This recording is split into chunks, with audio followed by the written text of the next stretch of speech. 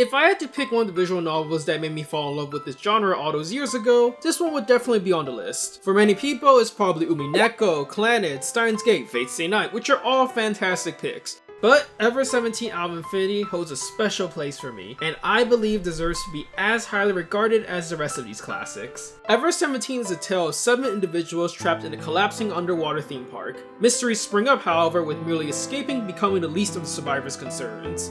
Visual novel primers are, as always, introductions to visual novel going over background information, plot and gameplay overview, and a tips and opinions section at the end. With the release of the Himmel edition by Reddit user Axiskyan, which brings tons of quality of life improvements to this classic, along with a revamp of an old official translation, and of which I'll be using footage from, I thought now would be a great time to reintroduce this classic to everyone. Especially because the Himmel edition really does fix some of the biggest issues I had with the original release. No disclaimer necessary, as Ever17 has no 18+ elements. Even without these elements though, I really recommend that if you're going to give any visual novel your time, you should give it to this one. I will have links to the Himmel edition patch down below in the description box. However, as to the game itself, it has an officially translated version by a now defunct Hirameki, which you can probably find floating around. You will need its translated version first to apply the Himmel edition on top of. Timestamps will also be down below as always, which will help you in jumping to specific sections of this primer. All my previous primers have this as well, but I only realized just now that I haven't mentioned it up until now. Oh, and this primer will probably be a little longer than usual because boy do I have a lot of nostalgic feels for this great visual novel. Opinions will have a section dedicated to itself. Ever17 Out of Infinity is probably Kid's magnum opus, if you will, and one of the games of the Infinity series. KID stands for Kindle, Imagine, Develop, a Japanese company formed in 1988, which started out porting PC games to consoles, then moved on to making their own Bishoujo games. Their first release they did was Memories Off, a long-running series that has been booted around and varies exceedingly in terms of quality. Might be good, but honestly I don't know, I've not played it myself. The second series that they made is what captured my interest though, and that is the Infinity series. The Infinity series are a group of 4 visual novels released by KID during their lifespan as a company. Technically the series is comprised of 5 visual novels, but Code 18 was exclusively made by the group that they sold the intellectual property rights to, and is frankly terrible. So we're not gonna talk about it. The Infinity series is characterized by the use of hard science fiction. Initially, romance was a big part of visual novels with their first release of Never17, The End of Infinity, but they quickly shifted away from that to make really good science fiction visual novels instead. Themes like escape from secluded places, an absolute ton of mystery surrounding characters, life and death drama, and crazy blow your mind plots are common across the series. The 4 visual novels, any of which I'd be happy to talk about in the future, are Never7, End of Infinity, Ever17 Out of Infinity, Remember 11, The Age of Infinity, and 12 Riven, The Cycliminal of the Integral. That last title though, right? Like, oh my lordy. Only the final game hasn't been translated into any form. Although originally released in 2002, Ever17 has actually been remade in 2011 by Cyberfront, the company which KID sold their intellectual property to, which rewrites the scenario, shortening some scenes, adding happy parts to bad ends, and uses kinda ugly 3D models instead of character sprites to save on something, I would suppose. Since most people seem to like it a lot less than the original, and it has a new writer who did God knows what, we'll stick to the good old 2002 version, with improvements done by the Himmel patch. Unfortunately, this will be the last we will probably see of the Infinity series, as KID went bankrupt in 2006. They gave all the intellectual properties, including the Infinity series, to Cyberfront in 2007. However, after releasing the travesty known as Code 18, they went bankrupt in 2014, and the series has since died. I would like to point out that I don't mean Code 18 is directly responsible for the failure of the company, it's just one of their many failures they've done. As for where the Infinity series intellectual property lies, I assume they just never been handed off and the series is dead.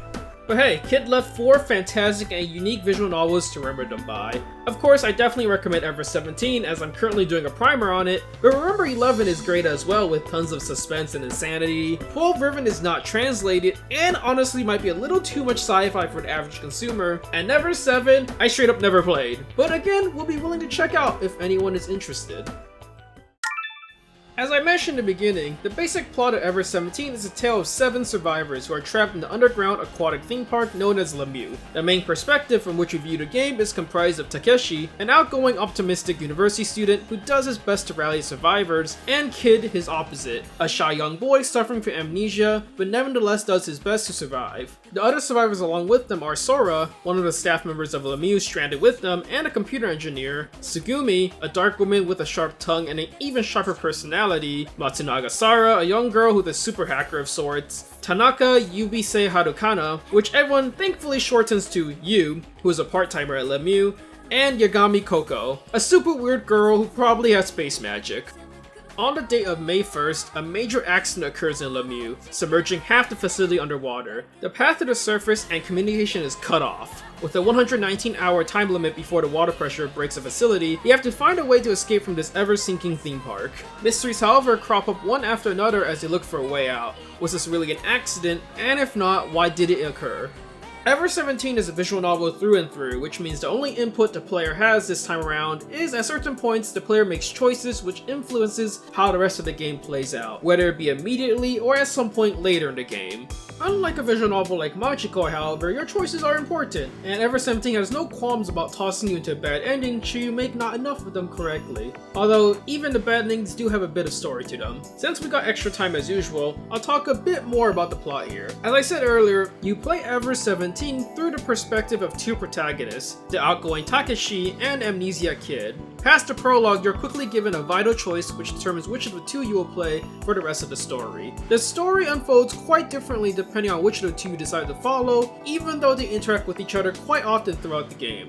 Characters react quite differently when playing as Takeshi as opposed to playing the kid. In fact, each of the two protagonists have their own set of endings. There's a decent amount of science talk, probably not too much beyond what you will learn in an introductory college course, but still a fun read. Conspiracies are definitely abound with many characters ending up in LeMU for reasons that, to put it mildly, are unnatural. The characters themselves, although falling under some really strong character archetypes, I'm looking at Yu Tsugumi mainly, but nonetheless have quite a bit going on underneath.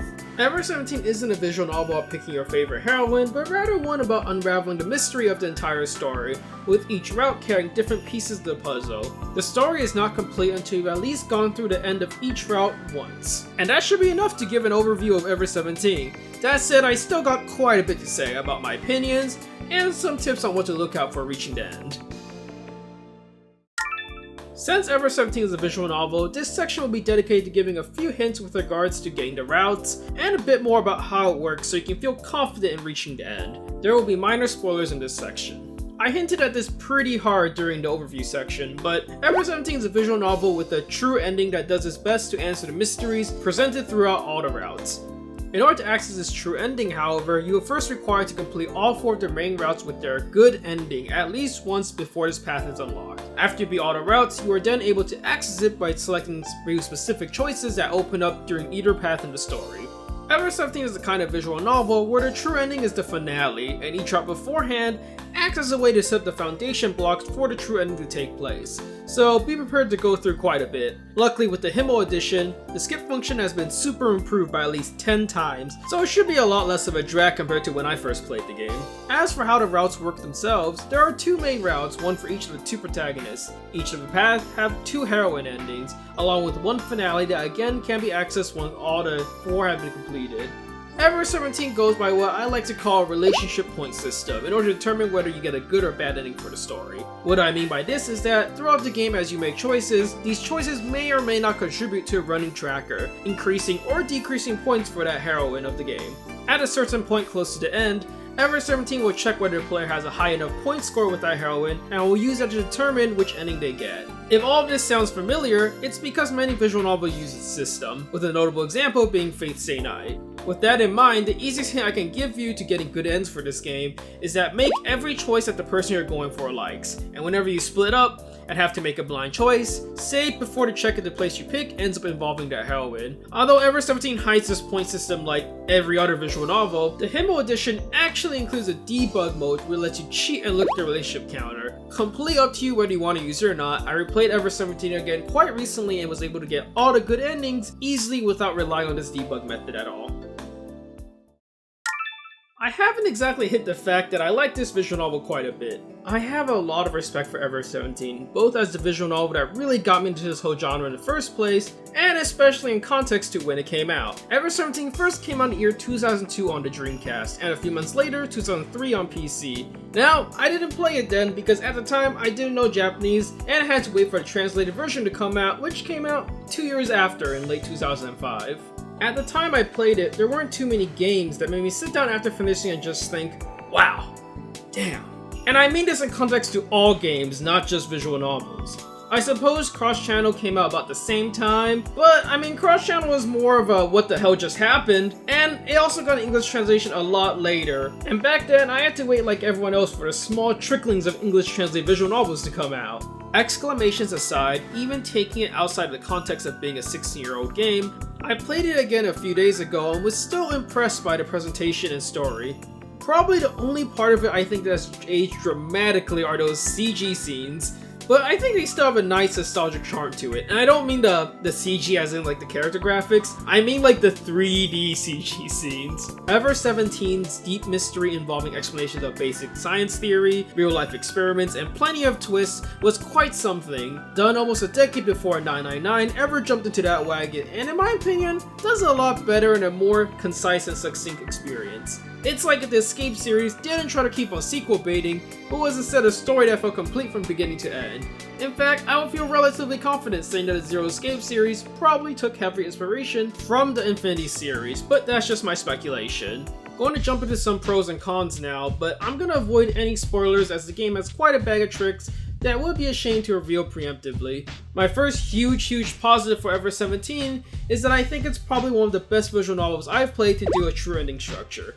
I'm a fan of the whole climactic finale that wraps up the whole visual novel, and Ever17 blows every other game I've played out of the water when it comes to this. The way it makes every route a part of one continuous narrative, how each route still manages to have its emotional ups and downs, despite the fact that it's only a part of an incomplete puzzle, the fact that the true route makes use of its position as the finale, it's a true ending in the truest sense of the word where without completing it, the player would actually be leaving Ever17 half finished. This isn't quite the same as the enforced route order like the one present in Ball of Force, as every route except for the last one is accessible from the start, so they don't have to have like a set of introduction surface routes and a set of somewhat deeper routes and so on. Instead, each route present in the story tackles a different part of the narrative, so no one specifically gets shafted. There are, of course, drawbacks to having this kind of long route spanning story. For one, you end up having to replay early parts of the story again and again, although this is somewhat mitigated by the multiple perspectives the story has, making it so you technically only have to replay each story twice. The other obvious one is that you gotta play through every route to experience the story. It's not like other visual novels we can just tackle like 3 routes to your preferred hero and then call it a day. Ever17 expects you to go through all of them, which is not too bad as this visual novel isn't super long. With the new skip function, I finished it in about 10 hours personally, but it was my second time round, so accounting for that, let's say roughly around 15 hours what you'd be looking at as a new player. Next positive I can say is that this is probably one of the better multiple perspective stories I've had the chance to play. The way it uses 2 perspectives to tell its story is done well, so that the 2 routes that game has feel wholly different from one another, even if the situation is the same. I've played visual novels like Root Double where they do have 2 separate routes, but none that have quite let you play the exact same situation but from a different perspective. Probably because it would lead to a lot of repetition, I imagine, but Ever17 does a good job when it comes to that. Finally, I really dig the science talks. Presently, I can recognize that most of what they talk about is similar to what you would learn in various introductory science courses at university, but for me, when I first read it, it really did blow my mind. Even now, I believe Ever17 would still be great for those who don't already know about all this science stuff, and it's a nice introduction to a lot of these concepts. Infinity series does this as a whole, but Ever17 managed to strike a nice balance between the whole sci-fi aspect, along with having a good amount of time dedicated to building friendships. The 2 future games in the series go way harder, which is absolutely fine as well. As for why LeMU the theme park and most of the locations inside LeMU is in German, I assume that's just because foreign is like, sounds really cool I guess. And that is about all I can say without diving into spoilers. That said, if people are at all interested, I might make a follow-up analysis video with spoilers where I can talk about all the fun things, really point out what I found good and bad in this visual novel, bunch of crazy stuff to talk about. If I do end up making it, I'll have a link to it at the end. Before I wrap this primer up, I'm going to do a quick ranking of all the routes in the game from best to worst, where I'll throw out my opinions of them, along with revealing my favorite heroine at the end. I will be completely excluding the true ending route, as that one I can't say much without getting to spoiler territory. Let me emphasize before starting that all these routes are fine and do a great job of introducing new mysteries. That said, yeah, I like some more than the others, so let's go! First up, we got Akane Gasaki Sora. Let me be the first to say that I like Sora as a character, like a China dress with long hair and a bombshell, who's nice, honest, and the most level-headed of the group. Sora is great, my only problem is just her position as one of the main heroines of Takashi's route. While the ideas brought up in her route are interesting, it's nothing that none of the other routes do an equally good job discussing. Her composition just does a better job overall. Out of all the characters though, I think she's got the cutest fluster face, just, you know, straight up. Next up is Tanaka Yubisei Harukana.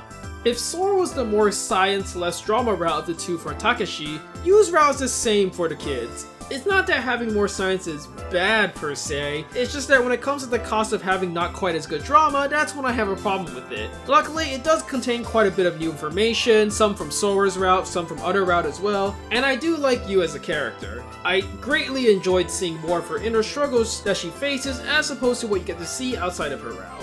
After that, it's Matsunaga Sara. Sara's route, probably as a whole, has the best drama and the best reveals. Normally that would be enough for me to put her in first place at the top, it's just that, well, I honestly don't like the kid nearly as much as I like Takashi, and I don't like her as much as I like Tsugumi by the end. Something about her random fascination with using Gozadu and, ninja talk just doesn't quite click with me, which is funny since I like a character who does pretty much that in Dual Savior, but I think that's like a quirky character trait rather than a character actually being a ninja. Probably straight up my least favorite heroine out of all the present in Ever17. Last off, we have Komachi Tsugumi. There's always something to be said about the classic tsundere character, icy at first but mellow out later, and Tsugumi is probably a prime representation of that. As the other heroine of Takashi's route, I think she does a far better job revealing what's happening in that route, having a good amount of drama, but most of all, dang is it nice to see her not viciously biting at everyone who comes in contact with her. A great contrast to how she acts literally all the time. Also, probably has the best romance of the game by a long shot. And my favorite heroine for Ever17 is Yu, or Tanaka Yubisei Harukana. The name's a bit of a long one, but I really did enjoy her bubbly, vibrant personality, and her willingness to play around with both of the main characters, even if it does go a bit far at times. Short hair is always a plus for me as well, and my favorite kind of character is usually the one that acts like they're having the best of times. Tsugumi would win normally if Tsugumi didn't act like she had a stick up her butt the entire time. And that is Ever17, a legendary visual novel that has thankfully been revived by the user known as Axis Skyen, with a patch that gives overall vast quality of life and script improvements to the original translation by the now defunct Hirameki Studios. Ever17 is one of my favorites, a multi-perspective tale of survivors trapped in an underwater theme park. There are mysteries to be had, questions about reality to be solved, with the risk of ever-encroaching danger present. It's a simple plot that manages by the end to be an unforgettable story, filled with enough science and interesting ideas to get a young reader at least fascinated with all these concepts, and hopefully interested in learning more. Again, as I mentioned during the primer, if anyone's interested in me making perhaps an analysis video with spoilers, where I dive deeper into the plot and talk about all the fun things that Ever17 does, good and bad, tell me down in the comments below. I've personally always held back from going anywhere deep with these introduction videos, but would love to rant or rave about Ever17 or perhaps other visual novels I've already done. Or if anyone's interested in learning more about any of the other games in the Infinity series, throw me a comment about that down below as well. Could always use an excuse to dive back into the crazy mind screw that is Remember 11, or Riven 12, or even checking out Never 7 for the first time. As always, there's a like button down below, and if you'd like to support and stay updated to when a video comes out, hover over the logo in the bottom right corner, set a screen later, and tap the subscribe button and bell icon that appears. Twitter handle should appear in a sec, along with a quick status update. I post about channel updates and what I'm up to usually, although I haven't done so in at least quite a little while. Thanks for sticking around. So it's been like 3 weeks since I said I'll try to get the next video out in a week, but well, that's why I said we'll see in the last one. At this rate, I'll just straight up say like monthly videos. Hopefully it doesn't come to that though. This time, nothing quite as cataclysmically bad happened. Really, the reason why I didn't have time to work on this video is because I got really absorbed into playing Sokoku no Aterio, an untranslated usually visual novel slash card game RPG thing, so absorbed that it'll be the next primer I work on, immediately after releasing this one. If I end up doing an analysis video of Ever17, links should appear right about now. Otherwise, yeah, thanks for sticking around with me even though I tend to, you know, fall off the map, disappear for a while. And I'll see you next time with Sokoku no Aterio.